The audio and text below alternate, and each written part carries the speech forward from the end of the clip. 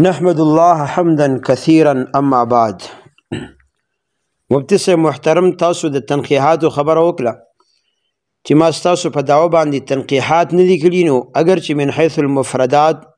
ستاسو په مدعا کې ماته څه خفا نشته، خو سره د دې نه من حیث المجموع ستاسو مدعا باطل ده، ځکه ستاسو د دې مدعا ستاسو د عمل سره مناسبت نشته دی. ولې نشته؟ نو هغه زه په ضمن کې بیا ښیم. اوس ګوره، ستاسو مدعا کې اصلا تاسو دوه خبرې کړي دي. یو، تاسو قیام اللیل، قیام رمضان، تهجد، تراویح کې ترادف ثابت کړی دی، او د دې ټولو نومونو اطلاق تاسو په یو منځ باندې کړی دی. دویمه خبره، تاسو د 10 رکعاتو نه انکار کړی دی. حسن، اوس د دواړو باندې زه جدا جدا خبره کوم. اولنۍ خبره مفتي صاحب چې تاسو قیام اللیل، قیام رمضان، تهجد، تراویح دی کې تاسو ترادف ثابت کړی دی او تاسو په یو منځ باندې د دې اطلاق کړی دی.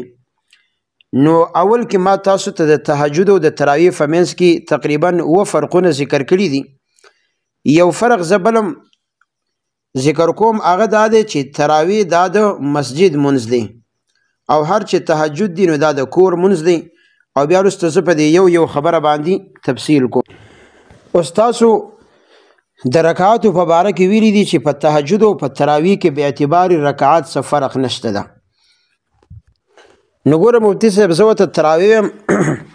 او تاسو ورته چې کوم دی تهجد وایي، خو زما اوس تاسو بحث چې دی دا په تراویح کې دی، په تهجدو کې نه دی. تهجد خو مسلم دی. اوس دغه منځ چې په غیر رمضان کې ورته تهجد وایي او تاسو وایي چې په رمضان کې دی ته چې کوم دی قیام رمضان یا تراویح هم ویل کېږي، نو نبی علیه الصلاة والسلام چې په دې رمضان کې دا کوم منځ کلی دی 3 شپې په مسجد کې په جماعت سره، نو په دغه حدیث کې تاسو دا وښایي چې نبی علیه الصلاة والسلام 100 رکعاته کړي دي. ځکه تاسو خو وایي چې دا تهجد دی او دغه روژه کې ورته تراویح هم ویلی کېږي او قیام رمضان هم ویلی کېږي. نو دغه نبی علیه السلام چې دا 3 شپې په جماعت کې کړي دي تراویح، دا خو تاسو منئ، اتفاقي خبره ده. نو دا 100 شپې کړي دي، دا زما سوال دی. 100 شپې نو بلکې 100 رکعات یې کړي دي، ځکه نبی علیه السلام په مسجد کې په جمع باندې کړي دي. نو د دې تعداد پکار دی چې 100 رکعات یې کړي دي. اوس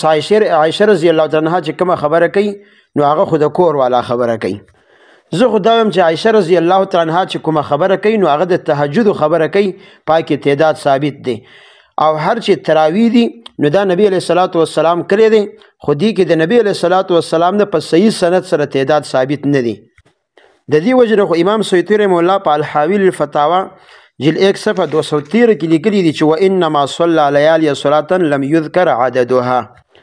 په المصابیح صفحه 72 او په الحاوی للفتاوا 1 جلد 215 صفحه باندې بیا لیکي چې ان العلماء اختلفوا في عددها لو ثبت من فعل النبي صلى الله عليه وسلم لم يختلف فيها. امام تاج الدین سبوکی رحمه الله لیکلی دی اعلم انه لم ينقل یا لم ينقل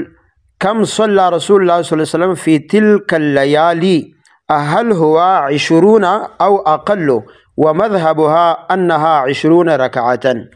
المصابیح صفحه 122 کی دغه عبارت دی. بیا الحاوی للفتاوا کی 217 نمبر صفحه 1 جلد کې هم دغه عبارت شته. د دین علاوه علی حدیث عالم علامه شوکانی سے پنیل الاوتار کې دقه خبره کړې ده چې په تراویح کې خاص عدد، یعنی په خاص یو عدد کې تراویح بندول په خاص قرات سره د نبی علیه السلام په سنتو کې دا ثابت نه دي. 3 جلد 53 صفحه د پنیل الاوتار کې. د دین علاوه ستاسو عالم علامه نواب صدیق حسن خان په الانتقاد الرجی صفحه 21 کې بیا هغه دا لیکلي دي چې ولم یأتی تعیین العدد فی الروایات الصحیحه. او د ده زوی د نواب نور الحسن په عرف الجادی صفحه 82 کې هغه بیا لیکي وبالجمله عدد معین در مرفوع نیامده.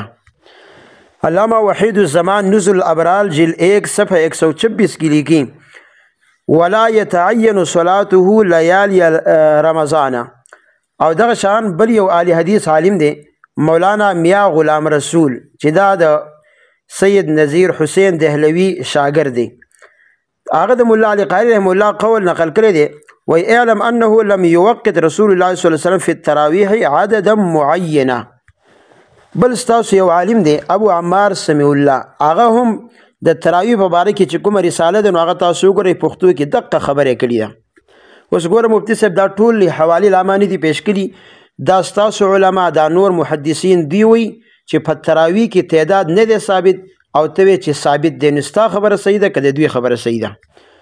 بیا تاسو د جماعت په باره کې خبره کړې ده چې تهجد او تراویح دواړو کې چې کوم دی جماعت جایز دی، ها افضلیت پکې شته. نو ګوره دغه افضلیت په کومه مرتبه کې دی؟ مونږ وایو دا جماعت په تراویح کې چې کوم دی دا سنت موکده دی، ځکه نبی علیه الصلاۃ والسلام په رمضان کې په جمع باندې کړي دي، صحابه کرامو چې کوم دی بالجماعت په دې باندې مواظبت کړی دی. وروسته بیا زه دا خبره په دلیل سره ثابتوم. بله خبره تاسو کړې ده چې تراویح دپاره بهتر وخت د بخاري د روایت نه معلومیږي چې آخر اللیل دی.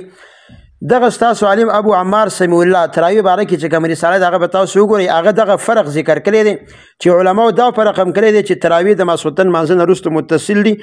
او تهجد بعد النوم دی. بیا د امام قرطبي قول په تایید کې ذکر کړی دی چې والتهجد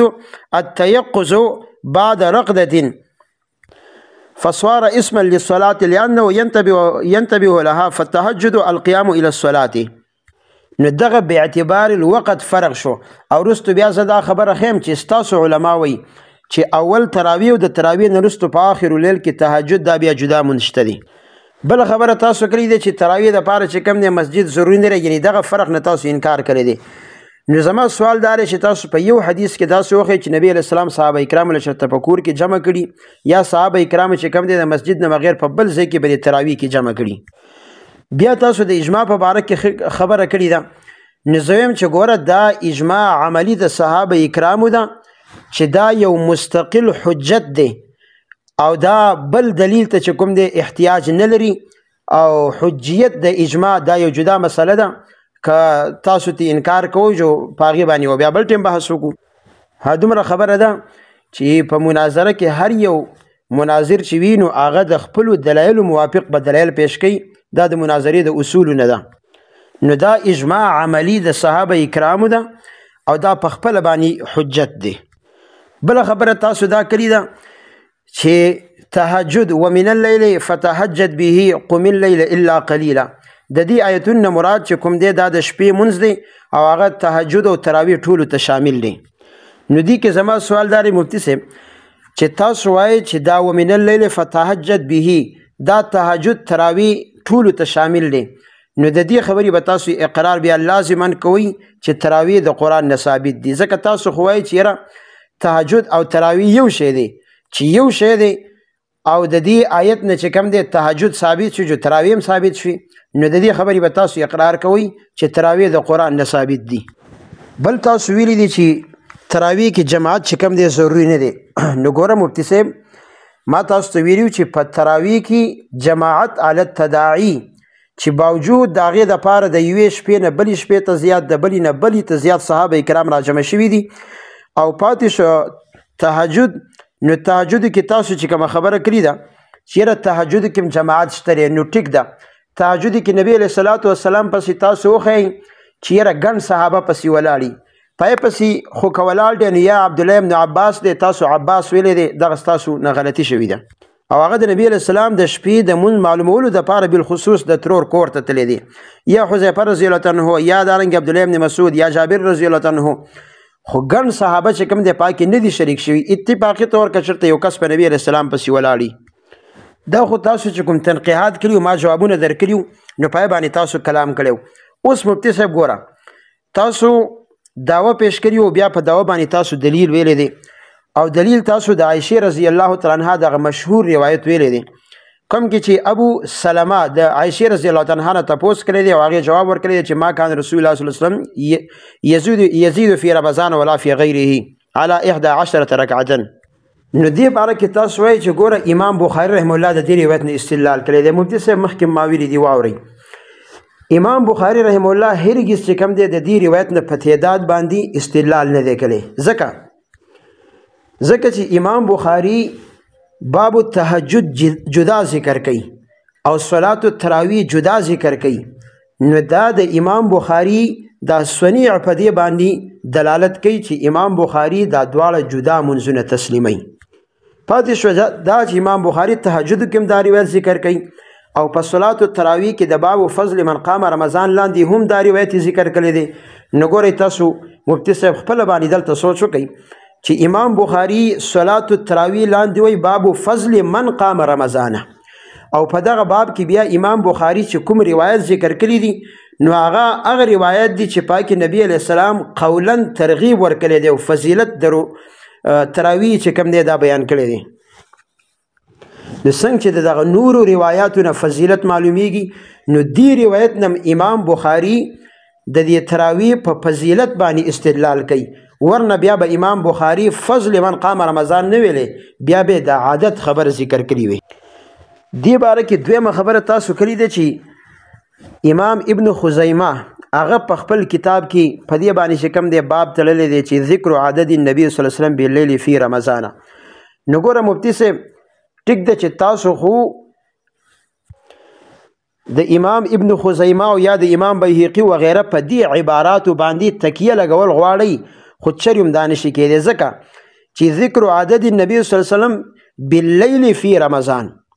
نو دې کې کم صراحت دی چې ابن خزیمه هغه دا ویلي چې یاره د دې نه مراد چې کوم دی دا تراویح، بلکې دلته خو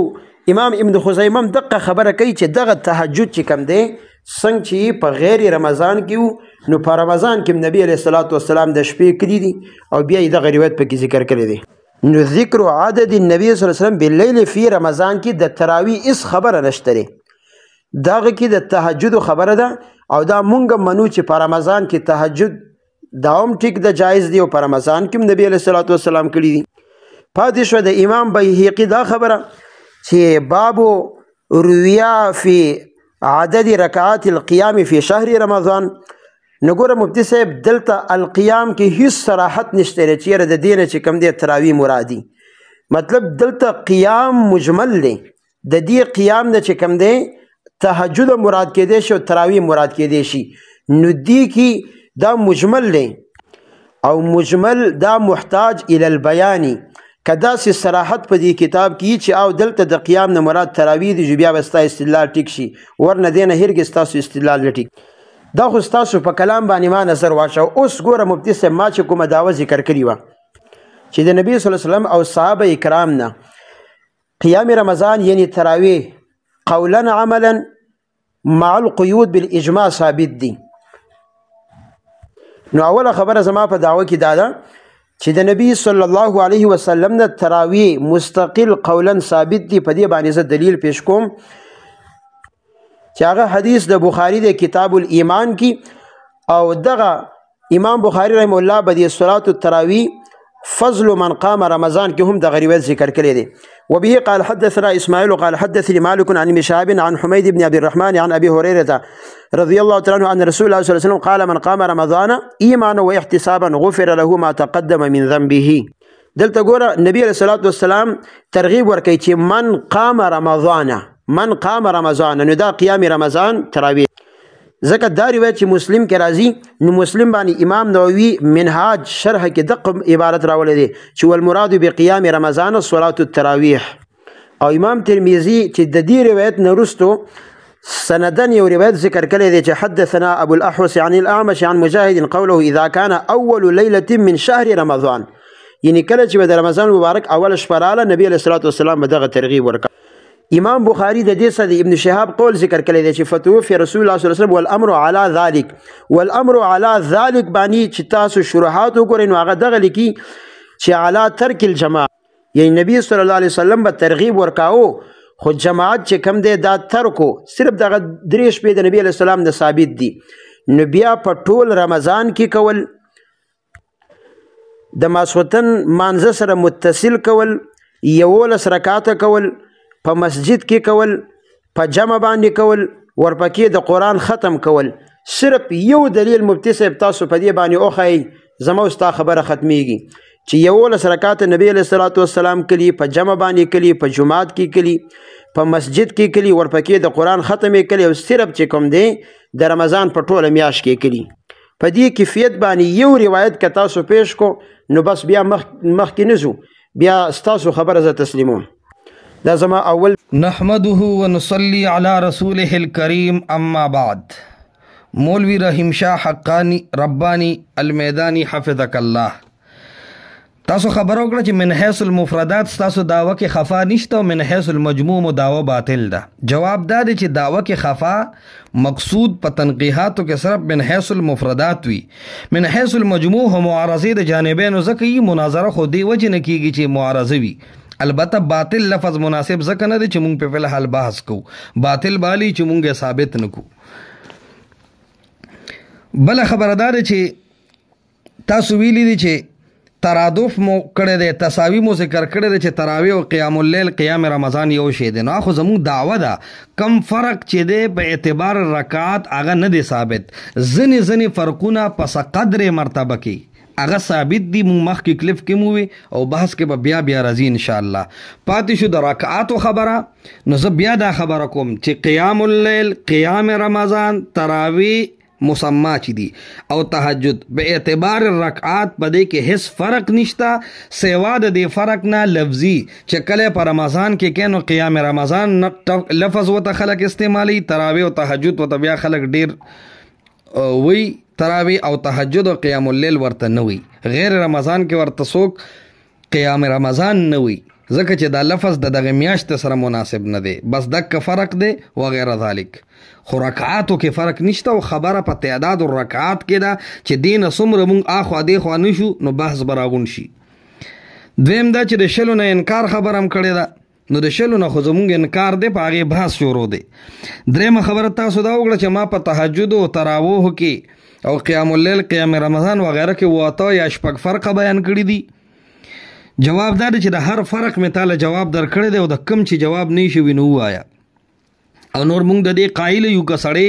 قیام رمضان المسما بالتراویح کدا سړی په کور کې وکي او مسجد کې ونکي نو هم جواز لري. هیڅ ضروری نه ده. قرآن او حدیث کې مونږ ته داسې دلیل نه دی معلوم چې حصر یې کړي په جماعت کې، بلکې د سلفو تعامل د الله د پیغمبر تعامل د سیدنا عمر تعامل په کور کې د کولو دی انشاء الله. بیا هم ویلی دی چې نبی علیہ السلام څومره رکعات کړي دي حدیث وخیا او بالجماعت والا کې څنګه طریقه وه. جواب دا دی ګوره ما د عامه خبره کړې ده چې د الله د پیغمبر غالبا عمومي عمل د شپې په عبادت کې کاغې ته د قیام اللیل نوم دی، کاغې ته د تراویح نوم دی، کاغې ته د تهجد نوم دی او کاغې ته د قیام رمضان نوم دی. د محمد رسول الله صلی الله علیه وسلم د شپې غالبا منځ دا 11 رکعات او په دې بل خبرم وره د سلفو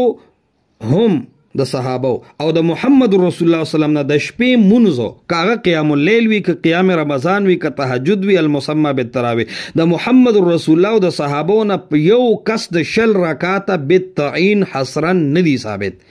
پدې خو بحث شروع دی، دا مستقل تنقیح ګرځول نه دی پکار. بل خبره کړه د سیوطی په حاویل الفتاوا کې لیکلي دي چې ذکر د رکعاتو پکې نشته. جواب دا دی سیوطی دی شافعی، دا یو جواب دی. بل سیوطی حاتب اللیل دی د پنځپیریانو په نزد د سیوطی اعتبار صفر دی. مې مجبوره و چې د قطر شیخ عبارتونه تراجمه کړم چې سیوطی شفاء الصدور کله ته کولاو کې نو ډېر پنځپیریان عبارتونه دا دی چې قبر پرست شماري. نو سیوطی نه بلک کلار شي ستا به کار دی مولوي صاحب چې کومه خبره کې کوشش کوه د فقه حنفي اصل مصادر به ذکر کې ځکه ته حنفي المسلک ما ته تر اوسه په دې کې نه پابند کړي. کني ستا دا ټول فرقونه او په دې کې پکار دا چې ته د فقه حنفي خصوصا د امام ابو حنیفه رحم الله علیه بیا د امام محمد بیا د امام ابو یوسف بیا د ابن عابدین شامی طحاوی صاحب د دې خلکو نه ته ډېر کته راکوز نشي ځکه ته مقلد حنفي. ها زه د اقوال الرجال قائل نیم نو ما به دې باب کې ډېر نه چیړی. بیا دی ویلی دی د سیوطی په عبارت کې لو ثابته ټکی د ویلې ده پته لګي دیم په خپل رائے ډېر مطمئن نه دی وی چې تلاش وکړه دا مسله وګوره که ثابت شي نو زما خبره به پریدو نو په اثبات خو مونږ لګیایو لہذا سیوطی بابا نه به کلار شي. تاج الدین سبوکی تم امام ویلی دی مشره سخت غلطه کې مبتلا قربان تاسو الصارب المنکی علی الرد السبوکی وګوره نو دا قبر پرسته طبقی دی اهل بدع دی ته امامان هم موای او دینه قلار شه دی چې کله قبر کې مړ ژوندې کوي نو ټول پنځ پیریان بیا په د باندې لا انطعن وي دی چې کله اعاده روح ثابتې نو ټول پر رد کوي حیات حقیقی تامه جسدی عنصری چې ثابتې د ټولو بدی شي نه بیا څوک سیوطي مني او نه چې کوم دی څوک تاج الدین سبکی ته امام وي بیا ټول بدعتي ګڼي او قبر پرست ګڼي خو چې تراویح مسله رااله نو دی اوس شیخ الاسلام شو نیر لوتارو نواب صدیق حسن خانو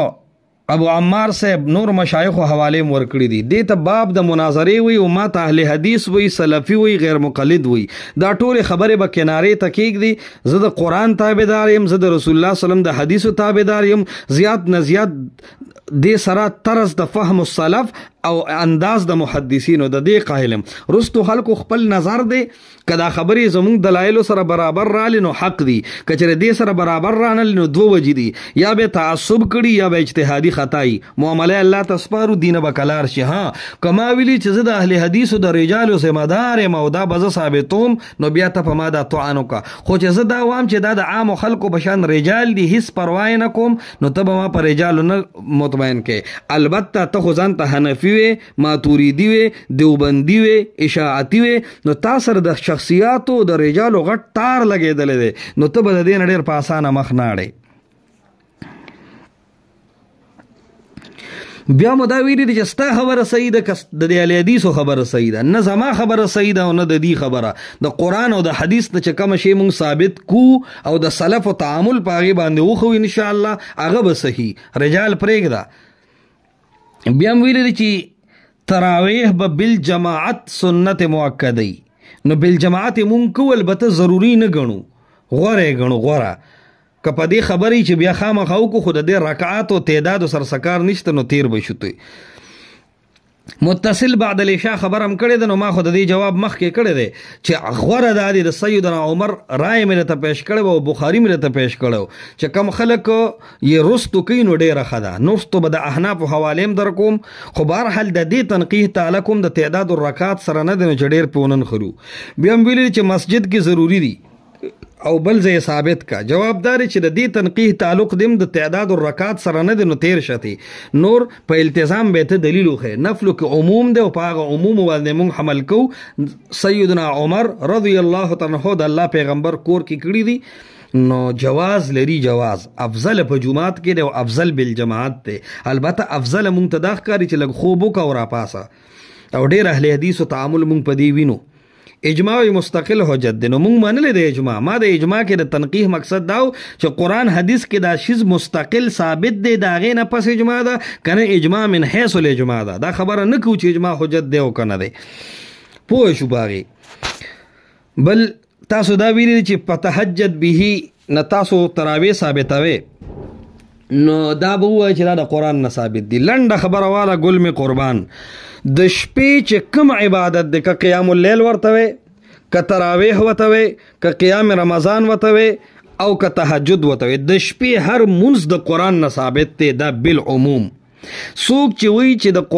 د تراویحي دا قیام رمضان د تهجد نه علاوه دي نو رسول الله علیه السلام ته الله په قرآن کې وایي ومن اللیل فتهجد بی د شپې خو به صرف تهجد کې دا یې نه دي ویلي چې قیام رمضان به کې په داسې انداز چې تهجد به ورته نه وي دا یې نه دي ویلي چې تراویح به کې په داسې انداز چې تهجد به ورته نه وي نو د شپې یو مون ثابت دی چې هغې ته تهجد وي دا عام دی دې ته عام د کتاب الله وي ته چې د شپې دویم مون ثابتې نو همدقسې د قرآن نه به ثابتې دویم په نس قطعی به ثابته چې هغه متواتری ځکه د احناف په نس عام د کتاب الله کې تخصیص په خبره واحد هم ناراضي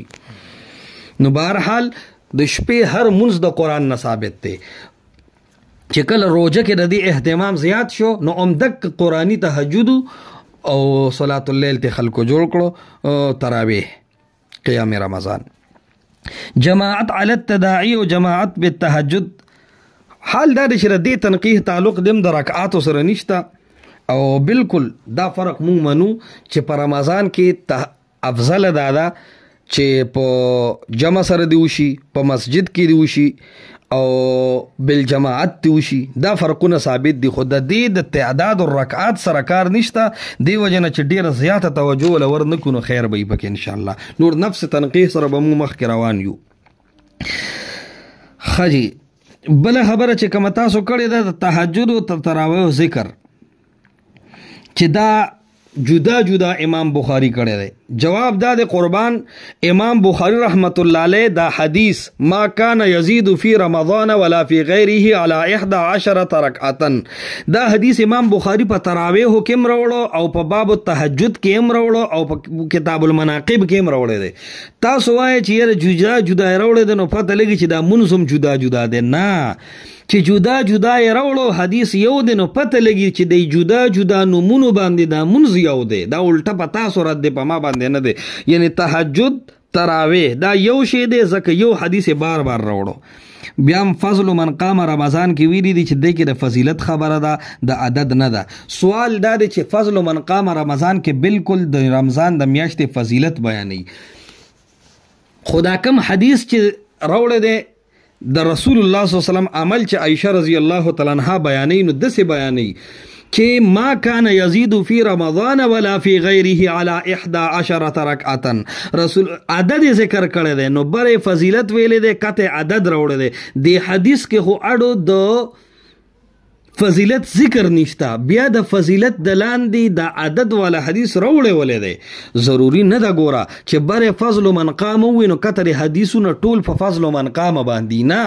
کله کله یو عنوان امام بخاری وتړي خو کته چې حدیث راوړي هغه کې مختلف معانی پرتی. عرض دا دی بر باب سره پیدا سره لګي چې په رمضان المبارک کې د رسول الله علیه السلام نه کم قیام رمضان او کم تراویح ثابت دي. دک تراویح یو لس رکعات دي. ما کان یزود فی رمضان ولا فی غیره علی 11 رکعتا.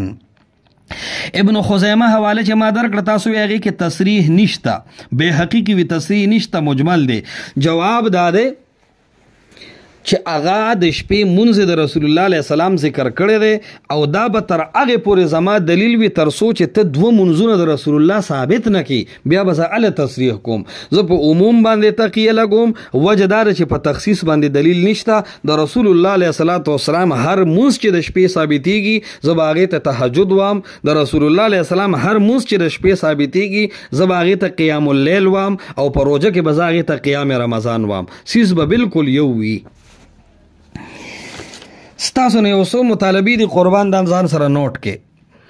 یو مطالبه دا ده چې د رسول الله علیه السلام نه به دوه منځونه ثابته با حواله با دلیل چې رسول الله علیه السلام صحابه ته جمع هم وکړه بیا ځان له هم منځ کړی دی. نو هغه یو ته به مونږ قیام اللیل نوم ورکو بل ته به بیا قیام رمضان ورکو. ستا دعوه به ثابتېږي. تر کومې چې تاسو د رسول الله علیه السلام نه په میاشت د رمضان کې دوه منځونه نه دي ثابت کړي ستاسو دعوه به باطل وي او دا به تاسو د عام د تهجد نه عام د قیام اللیل نه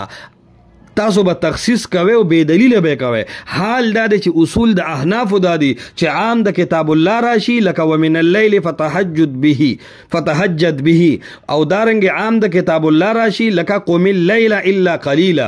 نو دل تکي د عام د کتاب الله دی چې اوس تخصیص کې او وای چې د دې تهجد نه علاوه بل منځ دی او قیام رمضان دی او تراویح دي او هغه ته به تهجد نه وي نو دا ته د عام نه تخصیص کې او په دې تخصیص به ته داسې ټنګېدل دلیل راوړي چې خبره واحد هم نه متواتری ځکه د احناف د غشي سره الرجی شته. قربان نو دا ستاسو نه یو مطالبه ده چې تاسو به د رسول الله علیه السلام نه دوه منځه په روژه کې ثابتوي چې یوې له د قیام اللیل نوم ورکړي او بل له د قیام رمضان. اسې هوایي خبره به نه کوي. بل خبرم دا یاد ساته مطالبه ده چې د رسول الله سلام دوه درې ځله د جماعت د قیام اللیل کړی دی او که د قیام رمضان کړی دی چې کمی ترویح رسول الله علیه السلام یا کم منځ رسول الله سلام دوه ورځې درې ورځې صحابو ته په مسجد کې وکړو. دغه قیام اللیل د رسول الله کنه دغه قیام رمضان د رسول الله او تراویح وي دا فرق به په دلیل سره ثابتوي. یعنی د دې جماعت نه بعد رسول الله علیه السلام قیام اللیل وکړل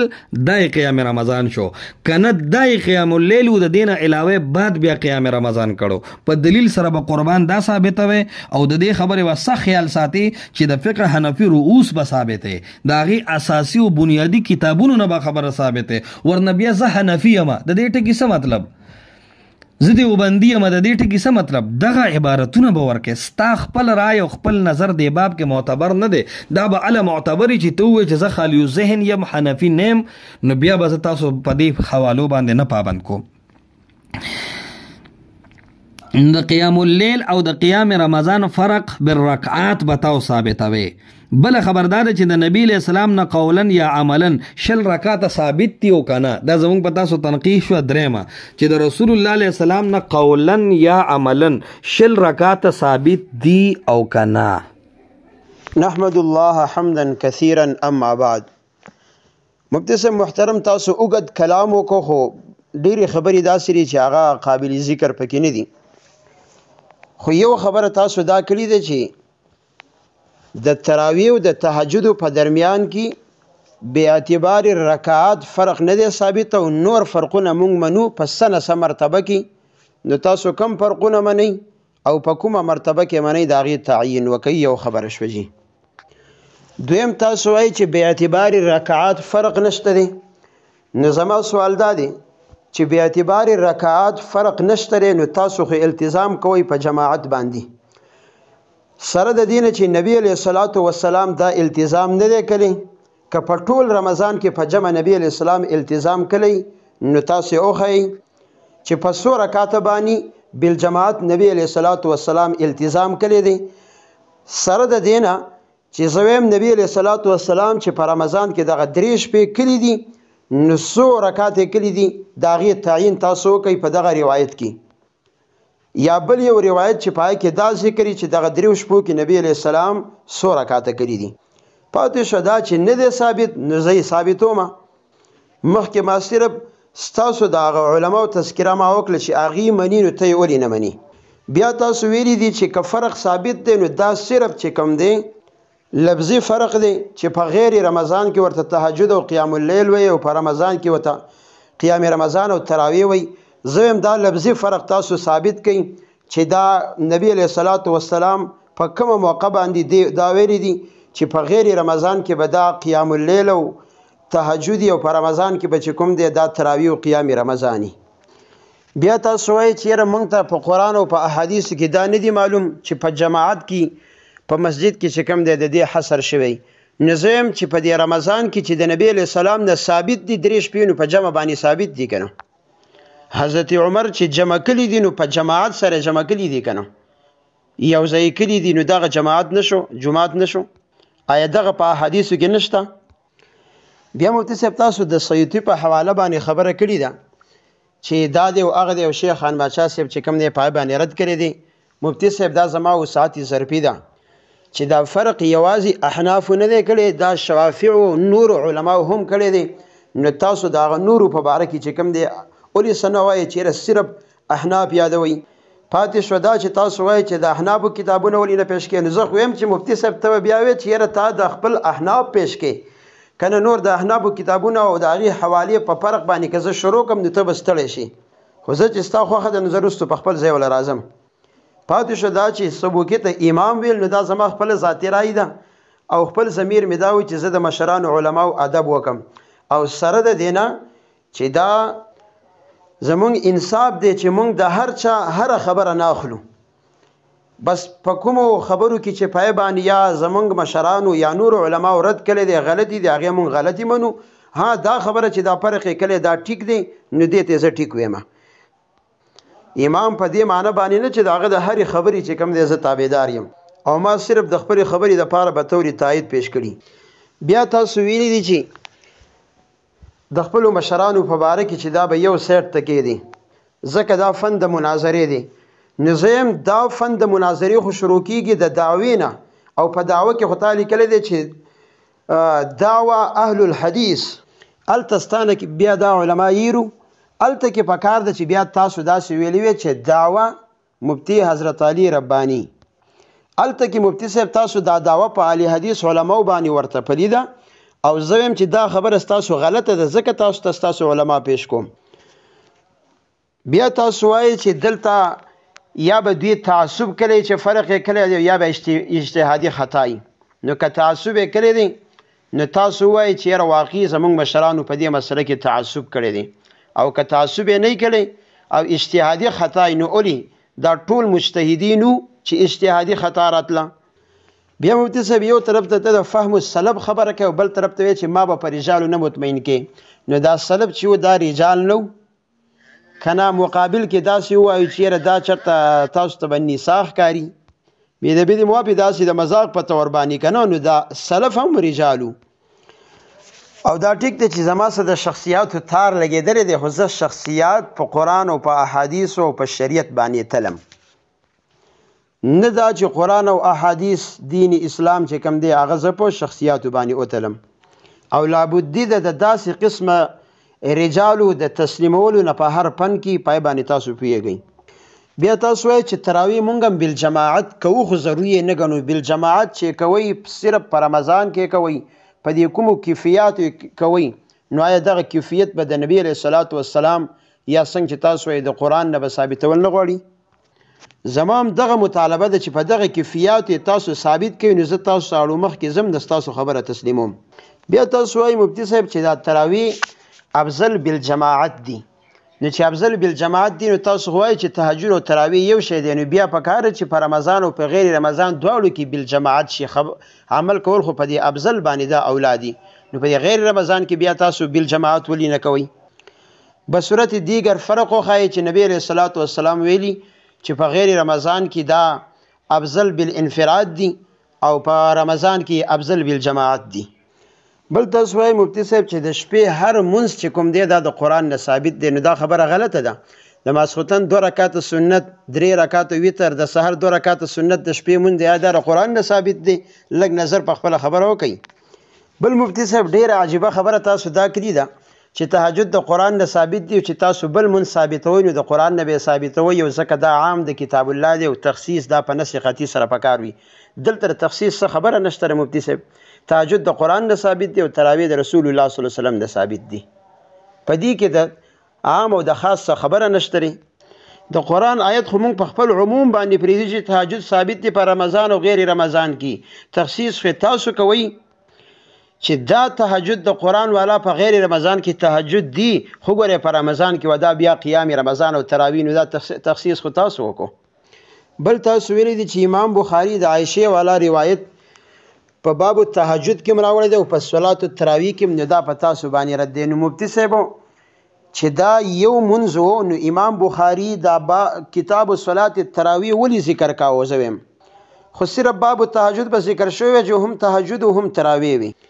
ګوره مفتي صاحب دا امام بخاري تاسو بار بار یادوئ، مخکې زه تاسو ته حواله در کوم. فتح الباري کې تاسو مقدمه کې به وګورئ کوم چې بیروت چاپ دی 673 صفحه ده. ابن حجر رحمه الله هغه وایي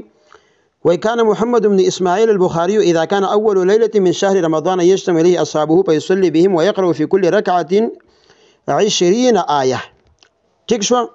دا ګوره رمضان کې به ملګري رالل، امام بخاري به ورله تراویح کولی. بیا شپږ کرښې مخکې ذکر کوي وی وكان يصلي في وقت السحر 13 ركعة ويوتر منها بواحدة.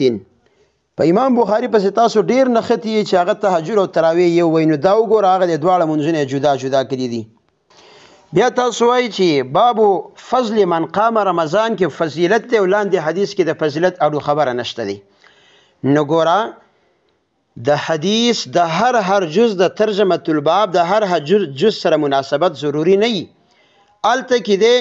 من قام رمضان ټکی راغی، دلته راغی ما کان رسول الله صلی الله علیه وسلم یزید فی رمضان، مناسبت پیدا شو. که تاسو وایئ چې کوز د فضیلت ټکی نشته نو زه یم ماته به دې کې د عادت ټکی چې کوم دی وښیه بره په دې ترجمه الباب کې. بهرحال د امام بخاري په دې باب کې د سره د عادت څه ذکر نشته، نو زه یم مفتي صاحب هسې په دې کې ځان چې ستړی نه کوي، نو دا به ډېره بهتري مخکې لاړ شي. بل تاسو وایئ چې یاره تر څو تاسو دوه منځونه ثابت نه کوئ، نو زما به دا دعوی چې دا دواړه یو منځ دی، نو دا والا ثبوت. عایشه رضی الله تعالی عنها چې فرمایي چې ما کان رسول الله صلی الله علیه وسلم یزید فی رمضان ولا فی غیره، دا د کور منځ دی. چې تهجد صرف عایشه رضی الله تعالی عنها ته د دې پته وه. پاتې شو تراویح، نو رسول الله صلی الله علیه وسلم د هغې دپاره مسجد ته راوتی دی. د عایشې رضی الله تعالی عنها نه علاوه ابو ذر رضی الله تعالی عنه او نور صحابو دغه روایت نقل کړی دی کوم چې 3 شپې نبی علیه الصلاۃ والسلام دغه مونځ کړی دی نو دا جدا مونځ شو چې دغه یو د کور مونځ دا بل د جمعات مونځ دغه یو 11 رکعاته کړی دی په دې بل کې د سره د عادت ذکر نشته ځکه خو امام ابن تیمیه رحمه الله وی چې څوک دا دعوه کوي چې د نبی علیه الصلاۃ والسلام نه تعداد په تراویح کې ثابت دی نو فقط اخطأ د خطا دی غلط دی بیا تاسو وایئ چې د رسول الله صلی الله علیه وسلم د شپې هر مونځ ته به زه قیام اللیل ویم او په رمضان کې به ورته قیام رمضان تراویح ویم نو یو خو داسې د مفتي صاحب چې زه به داسې کوم د هغې ما سره جواب نشته دی خو د نبی علیه السلام د شپې مونځ چې په غیر رمضان کې ورته قیام اللیل او تهجد تاسو وایئ او په رمضان کې ورته قیام رمضان او تراویح وایئ نو یو قدري ثبوت یو دلیل د رسول الله صلی الله علیه وسلم یا د قرآن نه ځکه تاسو په رجالو باندې تکیه نه لګوئ بیا تاسو دا خبره کړې ده چې د رسول الله صلی الله علیه وسلم د مونځونه نو مخکې ما تاسو له د هغې حواله درکړه چې ما کان یزید فی رمضان ولا فی غیره دا یو مونځ او دغه بل روایت کې چې کوم راځي چې سمنا مع رسول الله صلی الله علیه وسلم رمضان فلم يقم بنا شيئا من الشهر حتى بقي 7 الى اخره دا رست بیا په دلیل کې پیش کوم دا ابو ذر رضی الله تعالی عنہ روایت دی په ابو داود کې باب فی قیام شهر رمضان کې دغه شته دغه جدا مونځ دی خو مفتی صاحب دا یو سوال زه بیا کوم چې تاسو خو په جمع کوئ او په جمع کې خو په دې حدیث کې راځي چې نبی علیه السلام 3 شپو کې جمع کړي ده نو په کار ده چې تاسو دې روایت کې وښایئ چې رسول الله صلی الله علیه وسلم 11 رکعاته کړي دي ځکه هغه بل روایت کې خو د جمع ذکر نشته نو 11 رکعاته چې لګو هغه تاسو د هغې نه راواغېستل او جمع مو له د دې حدیث نه راواغېسته نو چلو په دې دوه خو بیا صحیح عمل وکئ که نه چې دغه 11 صرف په دې 3 کې وکئ نو بیا به دې ټول رمضان کې ولې کوئ بیا دې دوه حدیثینو کې تاسو بیا مفتی صاحب د تخصیص خبره کړې ده نو دا خبره ډیره بعیده ده دا یو جدا حدیث دی او دا بل جدا حدیث دی دی کې بیا د عام او د خاص خبره نشته نه دی ذکر بیا مه کوئ پاتې شه دا چې یو له مونږ قیام اللیل نوم ورکو بل له قیام رمضان نو د دغه روایت په آخر کې عایشه رضی الله تعالی عنها په خپله فرمایي چې وذلک فی رمضان دا جمع چې نبی علیه الصلاۃ والسلام کړي وه د تراوو نو دا په رمضان کې وه پاتې شو جماعت جمع نو دا نبی علیه الصلاۃ والسلام د دې تراوو کړي ده چې په صورت د تداعی پکې ګڼو صحابه کرامو شرکت کړی دی او پاتې شو هغه 11 رکعاته مونځ نو پای کې چرته هم دعوت نه دی ورکړی شوی پای کې اتفاقي طور باندې چې یو صحابي کوشش کړی چې زه د رسول الله صلی الله علیه وسلم د شپې مونځ معلوم کړم هغه اوس اتفاقي ولاړ دی ګڼ صحابه کې نه دي شریک شوي پاتې شو دا مطالبه تاسو وایئ چې دغه کومې شپې چې نبی علیه السلام په جمع باندې تراویح کړي دي نو په دغه شپه په دغه حدیث کې چې کوم دی تاسو بیا ثابت کړئ چې نبی علیه السلام تهجد ځان له کړي نو زه یم که داسې په یو حدیث کې ټول څیزونه په یو ساعت باندې ثابتول وي نو د دغه 11 رکعاتو والا په دې روایت کې تاسو بیا دا ثابت کړئ چې نبی علیه السلام فرمایلي چې دا 11 رکعاته به تاسو په غیر رمضان کې انفرادي کوئ او په رمضان کې به اجتماعي کوئ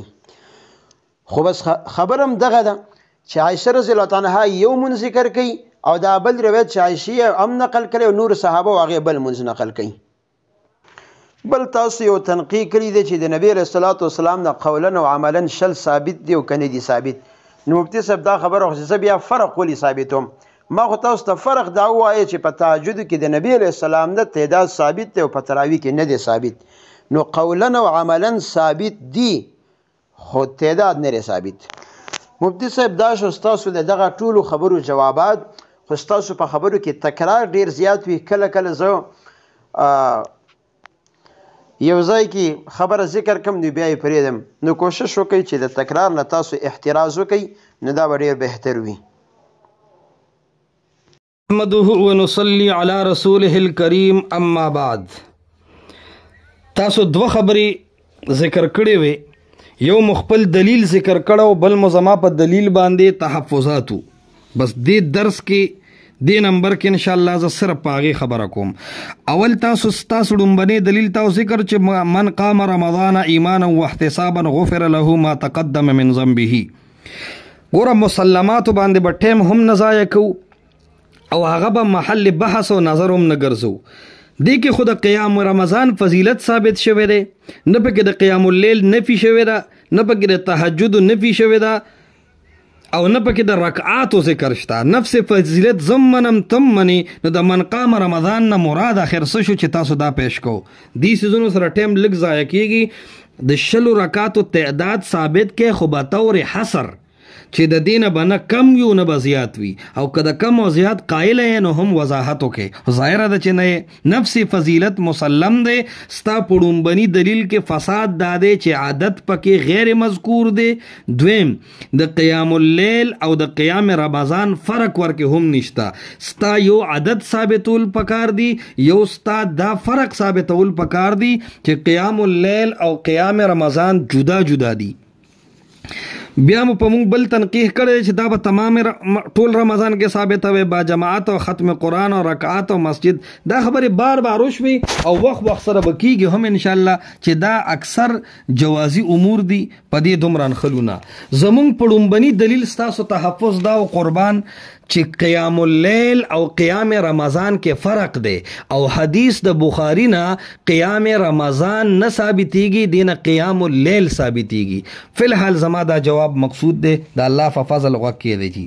حدیث د بخاری ما پیش کړو، حدیث نمبر 2013 امام بخاری راوړو د صلات التراویح لاندې باب په هو باب فضل من قام رمضان. حدثنا اسماعیل قال حدثني مالك عن سعيد المقبوري عن ابي سلمة بن عبد الرحمن أنه سأل عائشة رضي الله تعالى عنها كيف كانت صلاة رسول الله صلى الله عليه وسلم في رمضان، فقالت ما كان يزيد في رمضان ولا في غيرها على 11 ركعة.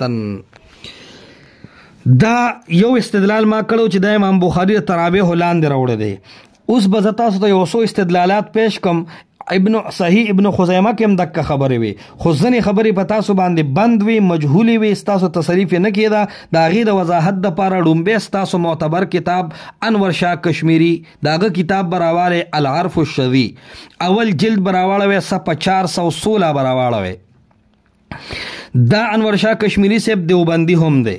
دا انور شاه کشمیری صاحب ماتوریدی هم دی، دا انور شاه کشمیری صاحب حنفی هم دی. نو انشاءالله چې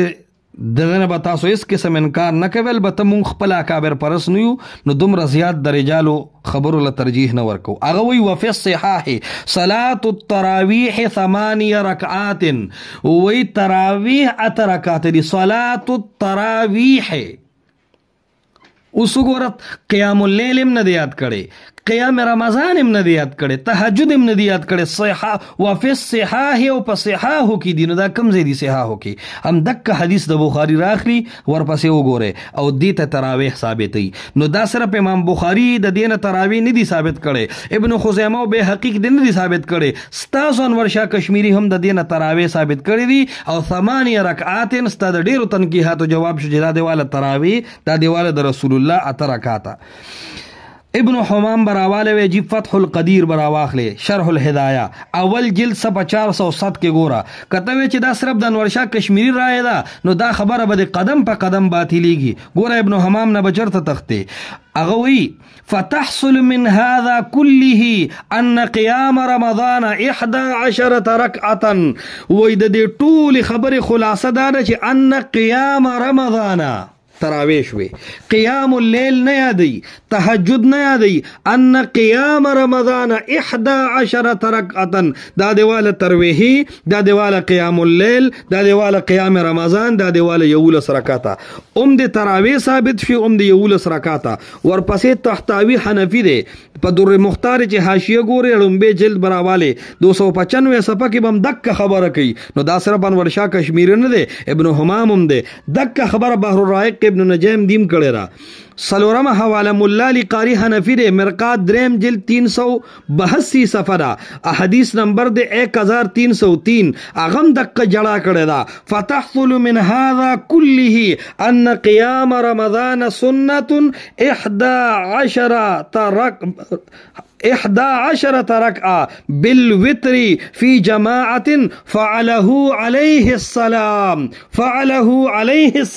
رسول الله عليه السلام تراوی کړی کړي دي رسول الله علیه السلام یولس کړي دي رسول الله علیه السلام جمع کړي دا مولا علی قاری د انور شاه کشمیری نه دی دیم د دک حدیث نه چې کم ما پیش کو د بخاری نو دا خبره کوي عرض دار چې زمونږ د حدیث د بخاری مرفوع حدیث دی چې تو واخې او د مقابله کې نو په مرفوع حدیث سره به اوس کې ذکر رسول الله نه مونږ تراویح ثابت کړي د رسول الله علیه السلام نه مونږ رکعات ثابت کړو څنګه مو ثابت کړو ستا اکابر او ستا علما ویلي دي عبدالشکور لکنوی براواله ایک هغه په علم الفقه اول جلد صفحہ 198 کی قطع حاشیہ کے وہی اگر چھ نبی صلی اللہ علیہ وسلم سے 8 رکعت تراویح مسنون ہے 8 رکعت تراویح دا دیوالا 8 رکعت او تراویح قیام اللیل نوی تراویح تہجد نوی قیام رمضانم نوی بلکہ تراویح لفظ دے عبدالحی لکنوی مجموع فتاوی دا عبدالحی جلد 1 صفحہ 331 کی وہی وی رسول اللہ علیہ السلام نے دو طریقوں سره تراویح ثابت دی یو ضعیف دی بل قوی دی وشل رکعات جماعت سره سند ضعیف دی و 8 رکعات والوتر مع الجماعه وی 8 رکعات کړي دی او تراویح ټکی وروړي عبدالحی لکنوی خو خیر دی خو دومره بدنام دی چې کدی څوک د احناف نو باسیم نو ناشنا نه لګي خلیل احمد سحرنفوری دی براهین قاطعه صفا 195 اغوی اور سنت معقد ہونا تراویح کا تراویح قیام اللیل نہ قیام رمضان نہ تراویح 8 رکعت تو بالاتفاق ہے 8 رکعت او تراویح قیام اللیل بنی تہجد بنی قیام رمضان بمنی دا تراویح لفظ دے دا دیوبندیانو خبر دا چې تراویح 8 رکعت دی قیام اللیل نه یادی تہجد نه یادی تراویح یادی یو انور شاه کشمیری خو نه دی دک انور شاه کشمیری دی اول جلد صفحه 166 د العرف الشذی کې غوسه شوی دی چې غوسه شوی دی دا ټول دلایل راغستی دي او خزور په شوی دی چې ګوره وابیانو ته تایید نه کی او ای ولا بد من تسلیمه اس خلاصی نشته چې دا خبره به تسلیمه ک پنځپیری هم به تسلیمه ک حنفی هم به تسلیمه ک دیوبندی هم به تسلیمه ک جمعیتی هم به تسلیمه انور شاه کشمیری وی ولا مناص من تسلیم ان تراویحه علیہ السلام كانت 8 رکعات ان تراویحه در رسول الله تراویح در رسول الله قیام اللیل همنا در رسول الله تهجد همنا در رسول الله تراویح 8 رکعات 8 رکعات شل ندی ولم يثبت في رواية من الروايات أنه عليه السلام وسغورخا ولم يثبت اس کله ندی ثابت لم يثبت په ماضی داخل شوی دا هغه وخت نه تر نه پورې راکاږي نو اجماع دی باطل شو ولم يثبت في روايه من الروايات انه عليه السلام صلى التراويح والتهجد عليه دتن في رمضان وې د چا پلار به ثابت نکی لم يثبت خپل معنا پښتو کې دا د چا پلار او نیکه به ثابت نکی نو اجماع دی باطل چې رسول الله عليه السلام تراویم کړي او به ورپسې تهجد هم کړي دلیل څه دی لم يثبت مونږ نه چې ته وایې چې یاره ته ثابت کنو دک د انور شاه کشمیری والا جواب دی لم یثبت ته مدعی ته به ثابت دی چې رسول الله تراویح جدا کړي دي قیام اللیل جدا کړي دي او بیا وی فصح عنه 8 رکعات بس ویلانجه ختموي او مناظره راټوله کې چې 8 رکعات تراویح دي و اما 20 رکعات پاتې شو د شلو د اجماع داوا یا شل په عمر تپل نو صفاوي فهو عنه علیه السلام بسند ضعیف وعلى ضعفه اتفاق وای دا کمزوري خبرې چې څوک وي عمر شل کړی دي یا رسول الله شل کړی دي او ادام نه چې یو محدث توک یا غیر مقلد او وابي وي چې دا کمزوري دي وی په ضعف اتفاق دی یوسف بنوری دیوبندی حنفی ماتوریدی معرف السنن پنځم جلد صفحه 543 کې ګوره یوسف بنوری دی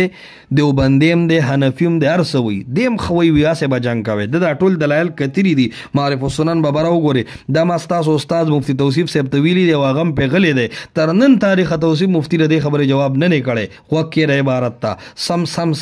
لکه سټک چې سر لرا باغې داسي وي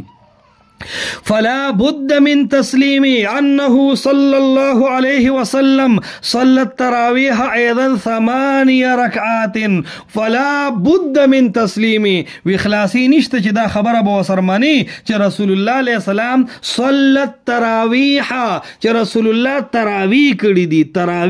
دي تراویح قیام الليل نه تهجد نه قیام رمضان هم نه تراویح 8 ركعات 8 رکعاتا بیا رستو سم ڈس کی کنا فلم یکن فی عهده فرق بین التهجد والتراویح د رسول الله علیه السلام په دور کې وی تهجد او تراویح یو شی وي بس کم چې قران نه ثابت دي مدقه د شپې عبادتو معارف السنن پنځم جل 543 دا زموږ لاس کې مدقه خبره کړې ده